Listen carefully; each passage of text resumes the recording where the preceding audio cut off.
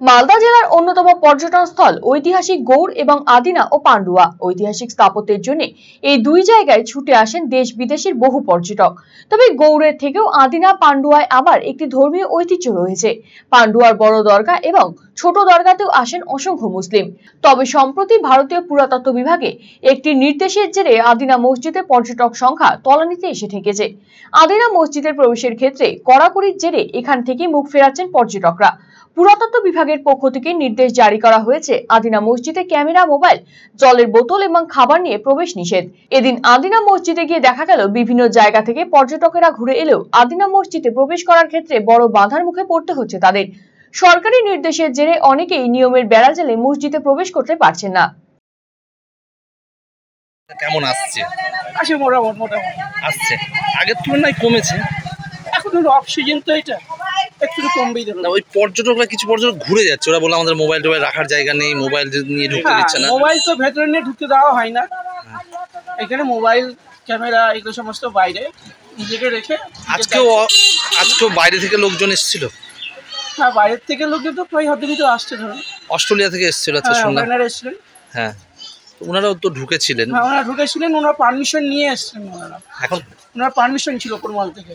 হ্যাঁ, তাহলে কেউ যদি মোবাইল ক্যামেরা নিয়ে ঢুকতে যায় পারমিশনটা কোথায় নিতে হবে? সেটা আপনার দিল্লি থেকে পারমিশন করতে হবে, আমাদের হেড অফিস মুর্শিদাবাদ আছে, ওখান থেকে নিয়ে আসতে হবে পারমিশন করে সেটা।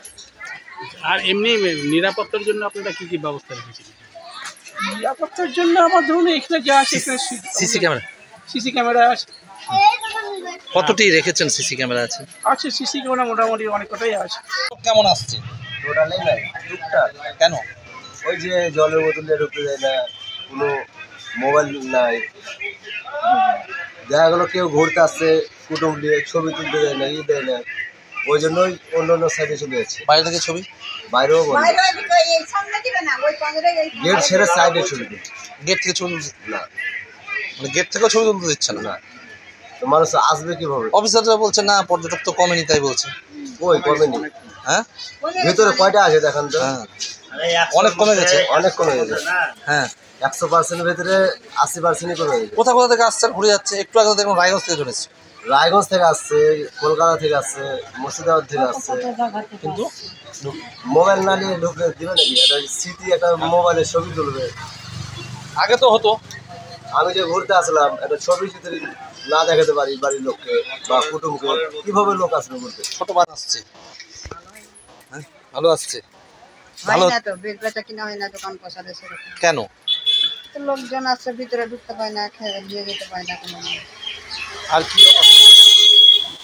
কি জলের বোতল, মোবাইল। তাহলে কি অনেকে কি ঘুরে যাচ্ছে? হ্যাঁ, ঘুরে যাচ্ছে, ইকো পার্কে চলে যাচ্ছে, ফরেস্টে চলে যাচ্ছে। এখানে কেন ঘুরে যাচ্ছে এখান থেকে? ওই যে মোবাইলটা ছবি করতে পারছে না, তার জন্য। হ্যাঁ, কি করে ভিতরে যায় তো ছবি করতে পারছে না, মোবাইল দোকানে থুয়ে যাচ্ছে পয়সা দিয়ে, এটাই ঝামেলা। স্টপ। জবর সেল খোসলা এবার এলো সেল, দারুন সেল, বিগেস্ট সেল। টিভিতে ডিল, মোবাইলে ডিল, ফ্রিজেতে ডিল, সবেতে ডিল আসছে। City's biggest cost to cost offer only at Khosla electronics, আপনার নিজের দোকান। TNC applied. Khosla electronic private limited, ঠিকানা মোহনবাটি বাজার, রায়গঞ্জ জেলা আদালতের বিপরীতে।